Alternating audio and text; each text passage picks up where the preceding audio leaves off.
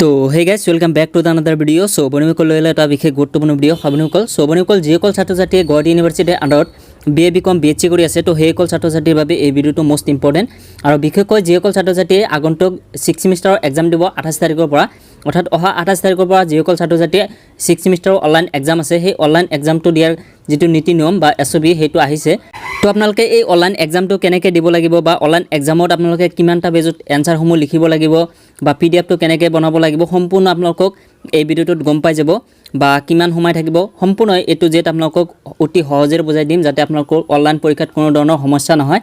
So ভিডিওটো আপোনালোকৰ বাবে মোষ্ট ইম্পৰ্টেণ্ট হয়। ভিডিওটো সম্পূৰ্ণকৈ চাই থাকিব প্ৰথমৰ পৰা শেষলৈকে। তো আহক আজি ভিডিওটো আমি আৰম্ভ কৰোঁ। কিন্তু ভিডিওটো আৰম্ভ কৰাৰ আগত এটা অনুৰোধ, এই চেনেলটো যদি এতিয়ালৈকে ছাবস্ক্ৰাইব কৰা নাই প্লিজ ছাবস্ক্ৰাইব কৰিব, লগতে ভিডিওটো যদি লাইক কৰা নাই প্লিজ লাইক কৰি যাব। সো আহক আজি ভিডিওটো আমি আৰম্ভ কৰোঁ। সো বন্ধুসকল আপোনালোকে নিশ্চয় চাই আছে যে মই গুৱাহাটী ইউনিভাৰ্চিটিৰ যেটো অফিচিয়েল ৱেবছাইট তাতে ভিজিট কৰিছোঁ। তো এইখন অফিচিয়েল ৱেবছাইটত অহাৰ পিছত আপোনালোকে তলফালে স্ক্ৰল কৰিব। সো স্ক্ৰল কৰাৰ পিছত আপোনালোকে এটা চাওক যে লেটেষ্ট নটিফিকেশ্যনটো আহিছে, আৰু ইয়াতে চাওক যে SOP for upcoming TDC BA BCom BHC and BVOC semester 6 examination. তো আপোনালোকৰ যেটো অনলাইন এক্সাম হ'ব 6 ছেমিষ্টাৰৰ, সেই অনলাইন এক্সামত আপোনালোকে কেনেকৈ কি কৰিব লাগে সম্পূৰ্ণ তথ্য এটা দিয়া আছে। তো মই নটিছটো অপেন কৰিলোঁ, আৰু নটিছটো আপোনালোকে নিশ্চয় চাই আছে, ইয়াতে সম্পূৰ্ণ দিয়া আছে। ইয়াতে টোটেল 17টা পইণ্ট আছে। মই এটা এটাকৈ একদম অতি সহজে বুজাই দিম, যাতে আপোনালোকৰ অনলাইন পৰীক্ষাত কোনো ধৰণৰ সমস্যাৰ সন্মুখীন নহয়। সো একদম বি কেয়াৰফুলি আপোনালোকে এই ভিডিওটো চাই থাকিব। সো বন্ধুসকল ইয়াতে যেটো দিছে প্ৰথমে standard operating procedure for upcoming TDC BA BHC BCom and BVOC semester 6 examination 2021 SOP। আৰু তলত দিয়া আছে on the basis of deliberation at appropriate level the following SOP is issued to be follow for the ensuing TDC BA BHC BCom and BVOC semester 6 online open textbook examination 2021 being conducted by Guwahati University from 28th of August 2021. All the students are hereby informed to go through it carefully and follow accordingly. So এইখিনিত যেটো কথা উল্লেখ আছে যে আপোনালোকৰ যেটো TDC BA BCom BHC আৰু BVOC semester 6 যিসকল ছাত্ৰ ছাত্ৰী ওপেন বুক এক্সাম আছে অনলাইন, সেই অনলাইন এক্সামটো আপোনালোকৰ 28 তাৰিখৰ পৰা আৰম্ভ হ'ব। এইটোতো অলৰেডি আপোনালোকে গমে পায়, বাট আপোনালোকে যে অনলাইন এক্সাম দিব তাৰ যেটো নীতি নিয়ম ইয়াতে যিকেইটা বস্তু দিয়া আছে তলত, এই সম্পূৰ্ণ আপোনালোকে একদম একৰ্ডিংলি মানে কেয়াৰফুলি আৰু একৰ্ডিংলি বুলি কোৱা হৈছে যে ষ্টেপ বাই ষ্টেপ আপোনালোকে সকলোখিনি ফ'ল' কৰিহে আপোনালোকে অনলাইন এক্সাম দিব লাগিব। তো এই পইণ্টকেইটা আপোনালোকৰ বাবে মষ্ট ইম্পৰ্টেণ্ট হয়। সো এটা এটাকৈ আপোনালোকক বুজাই দি আছোঁ। তো 1 নম্বৰ দিয়া আছে all the answers must B hand written black ball pen, black ink pen by the examinee in A4 size paper. A model answer sheet is uploaded in the portal. At a link at the this model answer sheet may also be download, printed and then used for writing answer. তো এই যেটো 1 number point ইয়াতে কোৱা আছে যে আপোনালোকৰ যেটো answer লিখিব A4 সাইজ পেপাৰত, তাতে আপোনালোকে নিজে হ্যান্ড ৰাইটিং হ'ব লাগিব। লগতে ইয়াতে কোৱা আছে যে কলা কলম বা কলা যি ইংক থাকে বা কলা যি চিয়াহী থাকে, তো তেনেকুৱা কলমেৰে আপোনালোকে লিখিব লাগিব, আৰু A4 সাইজ পেপাৰত আপোনালোকৰ এনসাৰসমূহ লিখিব লাগিব। সো তাৰ বাবে এটা ডেমো এটা মানে টেমপ্লেট এটা দিয়া আছে ইউনিভাৰ্চিটিৰ অফিচিয়েল ৱেবছাইটত, আৰু আপোনালোকৰ এই ভিডিওটোৰ ডেসক্ৰিপশ্যনত এটা লিংক পাব। প্ৰথম যেটো লিংক, সেই লিংকত ক্লিক কৰিলে আপোনালোকে টেমপ্লেট এটা ডাউনলোড কৰি ল'ব পাৰিব। সেইটো মই কাষ্টমাইজ কৰিছোঁ, আৰু সেইটো আপোনালোকে জেৰক্স কৰি আপোনালোকে সেইটোত লিখিলে আপোনালোকৰ পৰীক্ষাত কোনো সমস্যা নাহে। আৰু লগতে আপোনালোকে সেই টেমপ্লেট যেটো সেইটো আপোনালোকে হ্যান্ড ৰাইটিং মানে নিজে হাতে বনাই আপোনালোকে ল'ব পাৰে, বা মাৰ্জিন টানি আপোনালোকে লিখিব পাৰিব, নো টেনশ্যন। তো দুটা এটা কৰিলে হ'ল, আপোনালোকে এই টেমপ্লেটটো ডাউনলোড কৰি প্ৰিণ্ট আউট কৰি ল'ব পাৰে, আৰু নিজে হাতে বনাই আপোনালোকে লিখিব পাৰে। সো তাৰপিছত আহিলে 2 নম্বৰ পইণ্ট। ইয়াতে কৈছে the all page must contain page number at the top right কৰ্নাৰ। তো ইয়াতে 2 নম্বৰ পইণ্টত কোৱা আছে যে আপোনালোকৰ যেটো A4 সাইজ পেপাৰত এনসাৰসমূহ লিখিব, প্ৰত্যেকটো পেজতে আপোনালোকে পেজ নাম্বাৰসমূহ দিব লাগিব, আৰু পেজ নাম্বাৰসমূহ আপোনালোকৰ যেটো পেজ থাকিব সেই পেজৰ টপ সাইড কৰ্নাৰত আপোনালোকৰ লিখিব লাগিব। আৰু সেইটো মই যেটো টেমপ্লেট দিছোঁ সেই টেমপ্লেটটো যদি ডাউনলোড কৰে, তাতে মই পেজ বুলি লিখাই মানে অলৰেডি লিখি থৈছোঁ, তাতে জাষ্ট আপোনালোকৰ নম্বৰকেইটা দিলেই হৈ গ'ল। সো তাৰপিছত আহিলে 3 number point, number of page may be less or more than 10 page but in no' case the upload document is more than 5 MB in size. তাতে 3 নম্বৰ পইণ্টত কোৱা আছে যে আপোনালোকে 10টাৰ তলতো পেজ ল'ব পাৰে A4 সাইজ পেপাৰ, বা 10টাৰ বেছিও ল'ব পাৰে, বাট আপোনালোকে 5 MBৰ ওপৰত যাতে সেই যেটো PDF বনাব, PDFটো যাতে 5 MBতকৈ বেছি নহয়, সেইটো কথা এটা উল্লেখ কৰিছে। সো আপোনালোকৰ ডাউট এটা ক্লিয়াৰ হ'ল যে আপোনালোকে কেইটা পেজ ইউজ কৰিব পাৰিব। সো আপোনালোকে 10টা পেজৰ ওপৰো ইউজ কৰিব পাৰিব, তলতো ইউজ কৰিব পাৰিব, নো প্ৰব্লেম। জাষ্ট আপোনালোকৰ যেটো PDF বনাব লাষ্টত গৈ, সেই PDFটো যাতে 5 MBতকৈ বেছি নহয়, সো সেইটো আপোনালোকে ভালদৰে লক্ষ্য ৰাখিলে হৈ গ'ল। সো তাৰপিছত আহিলে 4 নম্বৰ পইণ্ট। ইয়াতে কৈছে a procedure is laid down in the portal, ইফালে লিংক এটা দিয়া আছে to know as to how to scan and convert the answer sheet into PDF, and it can be reduced to less than 5 MB. This is very critical for successfully uploading. As such, the examiner should practice and learn properly as to how to limit it to less than the specific size. Ideally, if scanned properly, a 10-page document will be around only 2 MB size only. So এটা 4 number যেটো point, এই পইণ্টটো এবাৰ ভালদৰে শুনিব। So ইয়াতে কোৱা হৈছে যে আপোনালোকৰ যেটো PDF বনোৱা প্ৰসেস, সেই প্ৰসেস লৈ এটা গুৱাহাটী ইউনিভাৰ্সিটি এটা হেৰি দিছে অলৰেডি, মানে ডেমো এটা দিয়া আছে যে আপোনালোকে পিডিএফটো কেনেকৈ বনাব বা পিডিএফৰ স্ক্যান কেনেকৈ কৰিব লাগিব বা কেনেকৈ আপোনালোকে পিডিএফৰ এমবিটো কমাব লাগিব। সো এটা সম্পূৰ্ণ এটা দিয়া আছে, বাট এইটো লৈ আপোনালোকে টেনচন কৰিব নালাগে। মই অলৰেডি বহুত কেইটা ভিডিও বনাই থৈছোঁ যে পিডিএফটো কেনেকৈ বনাব লাগে বা কেনেকৈ আপোনালোকে প্ৰপাৰলি স্ক্যান কৰিব লাগে, স্ক্যান কৰি পিডিএফটো বনাই আপোনালোকে অতি কম এমবিত যাতে আপলোড হয়। সো তেনেকুৱা এইটো এটা কোৱা হৈছে, বাট এইটো লৈ টেনচন নাই। মই পাৰিলে অহাকালি আৰু এটা ভিডিও বনাই কৈ দিম যে কেনেকৈ আপোনালোকে প্ৰপাৰলি স্টেপ বাই স্টেপ স্ক্যান কৰি আপোনালোকে পিডিএফটো বনাই আপলোড কৰিব পাৰিব। সম্পূৰ্ণ কালি এটা ভিডিও বনাই আপোনালোকক কৈ দিম, আপোনালোকে গম পাই যাব। তাৰপিছত আহিলে 5 number, to do it as mention in point 4 above some apps have been recommended in the portal, the student can use similar others apps also'. So' এটা 5 নম্বৰ যিটো পইণ্ট কৈ আছে যে আপোনালোকৰ যিটো 4 নম্বৰ পইণ্টত কৈ আছে যে আপোনালোকে পিডিএফ কেনেকৈ বনাব বা পিডিএফ বনোৱা যিবিলাক এপছ আছে, তো তাৰ বাবে মানে কেইটামান ৰিকমেণ্ডেড কৰিছে গুৱাহাটী ইউনিভাৰ্চিটিয়ে। তো সেইটো এটা উল্লেখ আছে। আৰু তাৰ বাহিৰেও আপোনালোকৰ যিটো ইউনিভাৰ্চিটিয়ে দিছে এপছৰ নাম, সেইকেইটাৰ বাহিৰেও আপোনালোকে বেলেগ এপছ দিও আপোনালোকে পিডিএফ বনাই আপোনালোকে আপলোড কৰিব পাৰিব, নো প্ৰব্লেম। তো এইটোলৈ আপোনালোকে টেনচন কৰিব নালাগে। মই কৈ দিলোঁ অলৰেডি যে অহাকালি ভিডিও এটা পাই যাব। সো মৰ্নিং আপোনালোকে ভিডিওটো পাই যাব যে আপোনালোকে পিডিএফ বনোৱাৰ বাবে কোনটো এপছ বেছি ভাল হ'ব বা কেনেকৈ আপোনালোকে পিডিএফটো বনাব লাগে, সম্পূৰ্ণ আপোনালোকে গম পাই যাব। সো তাৰপিছত আহিলে 6 নম্বৰ পইণ্ট। সো ইয়াতে কৈ আছে the question paper will be available for downloading 30 minutes before the beginning of the examination. তো ইয়াতে 6 নম্বৰ পইণ্টত কৈ আছে যে আপোনালোকৰ যিটো কুৱেশ্যন পেপাৰ থাকিব, সেই কুৱেশ্যন পেপাৰটো আপোনালোকে অনলাইন এক্সাম আৰম্ভ হোৱাৰ আধা ঘণ্টা বা 30 মিনিট আগতে আপোনালোকে সেইটো পাই যাব। সো আপোনালোকে 30 মিনিট আগতে লগ ইন কৰিব, আপোনালোকে কুৱেশ্যন পেপাৰটো ডাউনলোড কৰাৰ অপশ্যন পাই যাব। সো তাৰপিছত আহিলে 7 নম্বৰ পইণ্ট। ইয়াতে কৈ আছে the student will be able to upload the PDF copy of the answer script after 30 minutes from the time of commencement of the examination, and the upload facility will be available until 1 hour 60 minutes after the end of the examination. তো এটা 7 number যেটো point, এই পইণ্টটো এবাৰ ভালদৰে শুনিব যে আপোনালোকৰ যেটো PDF আপলোড কৰা অপশ্যন, সেই অপশ্যনটো আপোনালোকৰ এক্সাম আৰম্ভ হোৱাৰ আধা ঘণ্টা পিছৰ পৰাই আপোনালোকে পাই যাব। তো আপোনালোকৰ আধা ঘণ্টাটো লিখা শেষ নহয়, সেইটোতো আমি সকলোৱে গম পাওঁ। তো যিয়ে নহওক আধা ঘণ্টা পিছতে আপোনালোকে অপশ্যনটো পাই যাব, আৰু সেই অপশ্যনটো আপোনালোকৰ এক্সাম শেষ হোৱাৰ 1 ঘণ্টা পিছলৈকে থাকিব। সাপোজ ধৰি লওক যে আপোনালোকৰ 12টা বজালৈকে আপোনালোকে এক্সাম আছিলে, তো 12টা বজালৈকে এক্সামটো লিখিলে। সো তাৰপিছত আপোনালোকৰ 1 ঘণ্টা সময় পাব, অৰ্থাৎ 1টা বজালৈকে আপোনালোকে সময় পাব পিডিএফটো আপলোড কৰাৰ কাৰণে। সো তাৰপিছত আহিলে 8 নম্বৰ পইণ্ট।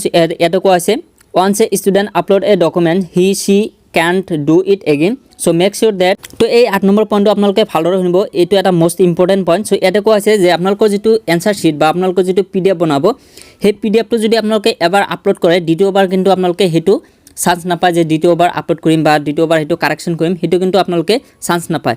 সো আপোনালোকে যদি কিবা মিষ্টেকলি ভুল এটা পিডিএফ আপলোড কৰি দিয়ে, তো সেনেকুৱা ক্ষেত্ৰত আপোনালোকৰ দ্বিতীয়বাৰ যে আপোনালোকে সেইটো চেঞ্জ কৰিব বা কাৰেকশ্যন কৰিব সেইটো নোৱাৰে। সো ভালদৰে লক্ষ্য ৰাখি আপোনালোকে পিডিএফটো আপলোড কৰিব যাতে কোনো ধৰণৰ মিষ্টেক নহয়। আৰু ইয়াতে কেইটামান পইণ্টটো দিয়া আছে, তো সেইকেইটা কৈ আছোঁ। তো এই নম্বৰ দিয়া আছে the answer sheet are properly scan convert to a single PDF maintaining serialization of the page. So ইয়াতে এই নম্বৰত কৈছে যে আপোনালোকৰ যিটো PDF বনাব, সেই PDFটো আপোনালোকে প্ৰপাৰলি স্ক্যান কৰিব, লগতে কনভাৰ্ট কৰিব এটা ছিংগল PDF ফাইললৈ গোটেইকেইখন পেজ মিলি, আৰু সিৰিয়েল বাই সিৰিয়েল আপোনালোকে পেজ নম্বৰসমূহ মিলাই আপোনালোকে স্ক্যান কৰিব লাগিব বা PDF বনাব লাগিব।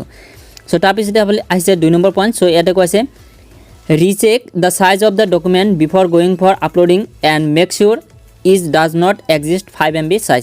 ইয়াতে 2 নম্বৰ যেটো পইণ্ট, এই পইণ্টটো এবাৰ মোষ্ট ইম্পৰ্টেণ্ট, ভালদৰে শুনিব যে আপোনালোকৰ যেটো PDF বনাব, সেই PDFটো আপোনালোকে আপলোড কৰাৰ আগতে এবাৰ চেক কৰিব এই PDFটোৰ ফাইল বা যেটো সাইজ, সেই সাইজটো কিমান হৈছে, যাতে 5 MBতকৈ বেছি নহয়, সেইটো আপোনালোকে লক্ষ্য ৰাখিব লাগিব। তাৰপিছত আপোনালোকে এইটো আপলোড কৰিবলৈ যাব। আৰু এই মূলৈ টেনচন নাই, মই ভিডিও কালি এটা বনাই দিম, মানে মৰ্নিং আপোনালোকে ভিডিও পাই যাব যে কেনেকৈ আপোনালোকে PDFৰ MB বেছি হ'লে কমাব পাৰিব, সম্পূৰ্ণ আপোনালোকক দেখাই দিম। সো তাৰপিছত আহিলে 3 number. So student are strongly advise to practice this procedure scan and conversion of PDF using any documents available at hand।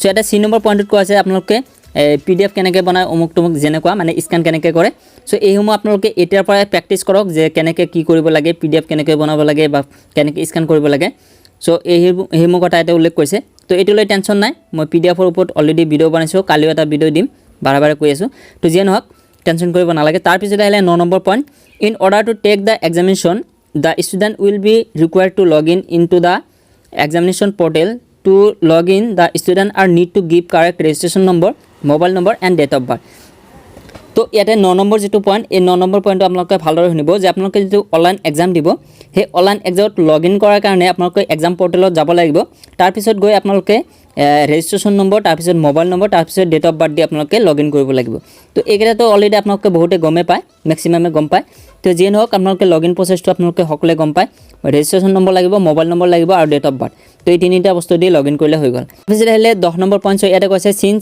It is an open book examination conduct in the online mode they will be able to take the help of the textbooks and note etc so ইয়াতে 10 number পইণ্টত কোৱা আছে যে আপোনালোকৰ যেটো exam হ'ব সেই এক্সামটো open book exam হ'ব আৰু অনলাইনত হ'ব তো সেই ক্ষেত্ৰত আপোনালোকৰ যেটো টেক্সট বুক আছে বা আপোনালোকৰ যেটো মেইন বুক বা আপোনালোকৰ কিবা যদি নোটছ আছে সেইসমূহ চাই আপোনালোকে অনলাইন এক্সামত লিখিব পাৰিব সো হেতু এটা উল্লেখ সো তাৰ পিছত আহিলে 11 নম্বৰ পইণ্ট ইয়াতে কৈছে the total mark for each paper will be the same as indicated in the syllabus that is 40, 60, 80 marks for major and general subject which ever applicable. The full mark for each paper will also be clearly mentioned in the question paper. So ইয়াতে যেটো 11 number point এই 11 number পইণ্টটো আপোনালোকে ভালদৰে mostly important হয় এইটো ভালদৰে শুনিব সো 11 নম্বৰ পইণ্টত কৈছে আপোনালোকৰ যেটো কোৱেশ্চন পেপাৰ আহিব সেই কোৱেশ্চন পেপাৰৰ মাৰ্ক কিমান থাকিব তো ইয়াতে কোৱা হৈছে আপোনালোকৰ যেটো কোৱেশ্চনত মাৰ্ক থাকিব হেতু আপোনালোকৰ ফুল থাকিব ইয়াতে হেতু দিয়াও আছে যে কিছুমান মেজৰ সাবজেক্টত 40 থাকে কিছুমান 60 থাকে কিছুমান 80 থাকে তো এই ক্ষেত্ৰত আপোনালোকক ভালদৰে শুনি ল'ব বা ভালদৰে বুজি ল'ব যে আপোনালোকৰ মেজৰ হওক বা জেনাৰেল হওক সকলো সাবজেক্টৰ যেনেকুৱা যি সিলেবাছত আছে তেনেকুৱা ক্ষেত্ৰতো হ'ব আৰু লগতে আপোনালোকৰ যেটো কোৱেশ্চন থাকিব সেই কোৱেশ্চনত আপোনালোকৰ হেতু বস্তু মেনশন থাকিব যে কিমান মাৰ্কৰ আপোনালোকে এনসাৰ কৰিব লাগিব সো এটোলে আপোনালোকে কোৱেশ্চন কৰাৰ দৰকাৰ নাই বা কমেন্ট কৰাৰ দৰকাৰ নাই অলৰেডি মই কৈ দিলো যে কোৱেশ্চনত যেনেকুৱা থাকিব তেনেকৈ আপোনালোকে লিখিলে হৈ গ'ল যে কিমান মাৰ্কৰ লিখিবলৈ দিয়া হৈছে So তাৰ পিছত আহিলে 12 নম্বৰ পইণ্ট সো ইয়াতে কৈছে there will be no offline submission of any answer sheet anywhere তো ইয়াতে 12 নম্বৰ পইণ্ট আপোনালোকে ভালদৰে শুনিব যে আপোনালোকৰ অনলাইন যে এক্সাম হ'ব সেই অনলাইন এক্সামত যদি আপোনালোকে কিবা কাৰণত ফেল হয় তো তেনে ক্ষেত্ৰত আপোনালোকৰ অফলাইনত কোনো সাবমিট কৰা অপচন নাই যোৱা বছৰ যেনেকুৱা আছিল যে 6 সেমিষ্টাৰ যিসকল ছাত্ৰ-ছাত্ৰী অনলাইন এক্সাম দিছিলে হেতৰ মানে অফলাইন সাবমিট কৰা অপচন আছিল কিন্তু এবাৰ অপচন নাই আপোনালোকে সকলোখিনি কাম অনলাইনতে মানে কৰিব লাগিব মানে অনলাইনতে আপোনালোকে এনসাৰসমূহ আপলোড কৰিব লাগিব সম্পূৰ্ণ ইয়াতে অনলাইন হৈ যাব তো তাৰ পিছত আহিলে 13 নম্বৰ পইণ্ট সো ইয়াতে কৈছে further student are informed to ensure their connectivity and use of proper gadget so ইয়াতে 13 নম্বৰ পইণ্টত কৈছে আপোনালোকে অনলাইন এক্সাম দিয়াৰ ক্ষেত্ৰত কি গেজেট বা কি বস্তু লাগে সেইসমূহ আপোনালোকে আগতীয়াকৈ জানিব লাগিব বা আগতীয়াকৈ এই বস্তু আপোনালোকে যোগাৰ কৰি ৰাখিব লাগিব সো মোবাইল ইন্টাৰনেট এইসমূহ আপোনালোকে ভালদৰে আগতে ৰাখি দিব সো তাৰ পিছত আহিলে 14 নম্বৰ পইণ্ট সো ইয়াতে কৈছে এ helpline phone number will be provided by the college for their own examinee and the information about that should be made available to all students. Students must collect the email ID in advance from their respective college and in case of any difficulty faced by the examinee they should report the same to the college immediately. So ইয়াতে 14 number যেটো point এই পইণ্টটো আপোনালোকে ভালদৰে শুনিব ইয়াতে কৈছে আপোনালোকৰ প্ৰত্যেকটো কলেজৰ ফালৰ পৰা এটা হেল্পলাইন নাম্বাৰ দিয়া থাকিব ফোন নাম্বাৰ আৰু লগতে আপোনালোকৰ এটা ইমেইল আইডি দিয়া থাকিব যদি আপোনালোকৰ অনলাইন এক্সামৰ ক্ষেত্ৰত কিবা প্ৰবলেম হয় বা কিবা সমস্যাৰ সন্মুখীন হয় তেনে ক্ষেত্ৰত আপোনালোকে কলেজৰ লগত কন্টাক্ট কৰিব আৰু আপোনালোকৰ কলেজত যি যেনেকুৱা কয় হেনেকুৱা আপোনালোকে কৰিবলৈ হৈ যাব আৰু এটো আপোনালোকক আকৌ এবাৰ কৈ দিছো আপোনালোকৰ যেটো ইমেইল আইডি কলেজৰ ফালৰ পৰা দিয়া হ'ব বা আপোনালোকৰ যেটো ফোন নম্বৰ হেতু বস্তু আপোনালোকক আগতে ৰাখি থব ইয়াতে উল্লেখ কৰিছে আৰু মই আগতে অলৰেডি কৈ দিছো যে আপোনালোকে হেসমূহ বস্তু আগতেকৈ যোগাৰ কৰি ৰাখি থব So তাৰ পিছত আহিলে 15 নম্বৰ পইণ্ট সো ইয়াতে কৈছে the college will arrange to inform the student about the SOP instruction in details regarding the examination for downloading uploading of their PDF file of answer script as well as how to prepare this so এটা 15 number যেটো point এই পইণ্টত কৈছে আপোনালোকৰ কলেজৰ ফালৰ পৰা এটা SOP উল্লেখ থাকিব বা SOP এটা প্ৰভাইড কৰিব আপোনালোকৰ কাৰণে যে অনলাইন এক্সামত কেনেকৈ PDF বনাব লাগে বা PDFত যেটো আপলোড কৰা বা ডাউনলোড কৰা কোৱেশ্চন সেইসমূহ সম্পৰ্কে মানে সম্পূৰ্ণ এটা তথ্য বা এটা SOP দিয়া থাকিব সো হেতু আপোনালোকৰ কলেজৰ মানে যেটো হেৰি পাব নোটিছ পাব বা ওয়েবসাইট পাব তাতে আপোনালোকে গম পাই যাব সো হেমৰ দৰকাৰ নাই ইমান এটা তথাপি আপোনালোকে হেমো বস্তু চাই ল'ব যে আপলোড কৰাৰ ক্ষেত্ৰত কেনেকুৱা বা ডাউনলোড কৰাৰ ক্ষেত্ৰত কেনেকুৱা কোৱেশ্চনসমূহ সম্পূৰ্ণ তাতে আপোনালোকে গম পাই যাব সো তাৰ পিছত আহিলে এটা most important point 16 number point এই পইণ্টটো আপোনালোকে ভালদৰে শুনিব if someone fail in uploading the answer script within the specific time along with extension time the examinee may be allowed to submit the answer script in the email ID of the respective college with a proof of attempting to upload the answer script the email ID should be made available to the student on their own college only will ahead before the examination without the proof of attempting the upload the answer script will not be entertained for evaluation so এই যেটো 16 number point এই 16 number পইণ্টটো আপোনালোকৰ বাবে most important কিনো বাই chance যদি আপোনালোকৰ কিবা কাৰণত আপোনালোকে অনলাইন এক্সামত PDF টো বা আপোনালোকৰ যেটো এনসাৰ শিট এটো আপোনালোকে আপলোড কৰিব নোৱাৰে সো তেনে ক্ষেত্ৰত আপোনালোকে কি কৰিব সো এইটো ক্ষেত্ৰত আপোনালোকে এটা উল্লেখ আছে যে আপোনালোকৰ যেটো কলেজ থাকিব সেই কলেজৰ যেটো ইমেইল আইডি দিব সেই ইমেইল আইডিটো আপোনালোকে পঠাই দিব লাগিব মানে এনসাৰ শিটটো আৰু ইমেইল আইডিত পঠোৱাৰ ক্ষেত্ৰত আপোনালোকে মানে প্ৰুফ দিব লাগিব যে আপোনালোকৰ যেটো প্ৰবলেম হৈছে যে লগইন কৰাৰ প্ৰবলেম বা আপলোড নহয় যেনেকুৱা প্ৰবলেমে হওক সেই প্ৰবলেমটো আপোনালোকে মানে স্ক্ৰিনশ্বট কৰি আপোনালোকে প্ৰুফ হিচাপে দিব লাগিব কলেজৰ যেটো ইমেইল আইডিত পঠাই দিব সো এনসাৰ স্ক্ৰিপ্টৰ লগতে আপোনালোকে সেই PDFৰ লগত আপোনালোকে হেতু বস্তু আপোনালোকে এটাচ কৰি দিব লাগিব সো হেতু এটা উল্লেখ আছে তো বাই চান্স যদি আপোনালোকৰ কিবা ফেইল হয় হেতু আপোনালোকে কৰি ল'ব মানে ইমেইলত পঠাই দিব আৰু ইমেইলটো আপোনালোকে এতিয়াই কালেক্ট কৰি ল'ব কলেজৰ ফালৰ পৰা সো তাৰ পিছত আহিলে 17 number point no mock test will be conduct for the answering examination so এই 17 নম্বৰ পইণ্টত কৈছে যে আপোনালোকৰ মক টেষ্ট এক্সাম নহয় আপোনালোকে ডাইৰেক্ট অনলাইন এক্সাম দিব লাগিব সো হোপফুলি আপোনালোকে সকলোখিনি কথা গম পালে A to Z আপোনালোকৰ যদি এতিয়াও কিবা ডাউট থাকে কমেন্ট কৰি সুধিব পাৰে তো এই আছিল ভিডিওটোত সো অনলাইন এক্সাম দিয়া নীতি নিয়ম সম্পূৰ্ণ আপোনালোকে নিশ্চয় গম পালে যদি ভিডিওটো ভাল লাগিছে প্লিজ লাইক কৰি দিব মিষ্টাৰ সগম ইউটিউব চেনেলত নতুন আহিলে প্লিজ সাবস্ক্ৰাইব কৰিবলৈ নাপাহৰিব আৰু কালি মৰ্নিং দুটা মোস্ট ইম্পৰ্টেন্ট ভিডিও আহি আছে তো আপোনালোকে চাই থাকিব সো আজিলৈকে মানে বাই জয় অসম।